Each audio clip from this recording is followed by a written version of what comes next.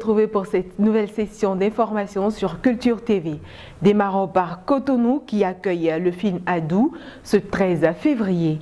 Projeté depuis le 31 janvier en Espagne, Adou, l'œuvre du producteur Edmond Rock, sera en salle ce jeudi 13 à partir de 20 h.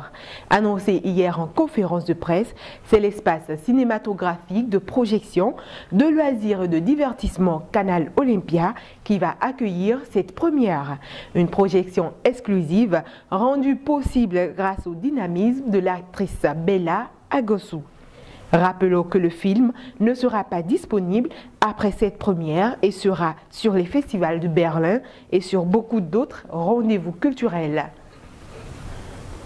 Aussi, la Maison de la Culture et du Tourisme à Parakou reçoit Chevinard en exposition-vente pendant une semaine. Le lancement d'exposition-vente des tableaux d'acrostiche de l'artiste Chevinard a été procédé ce mardi 11 février. Le rôle du bloc administratif et de la direction de la Maison de la Culture et du Tourisme a servi de cadre d'exposition. Des œuvres essentiellement constituées des acrostiches, d'héros et de différentes autorités de Parakou. Une manière pour l'artiste de se faire connaître, mais aussi de valoriser et rendre hommage à tous ces illustres personnages.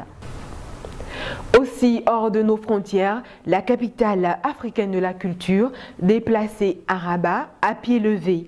À 8 jours du lancement officiel des festivités de cette manifestation culturelle panafricaine, les autorités marocaines ont préféré remplacer Marrakech car, selon une source anonyme auprès de l'AFP, les infrastructures de Rabat sont plus adaptées.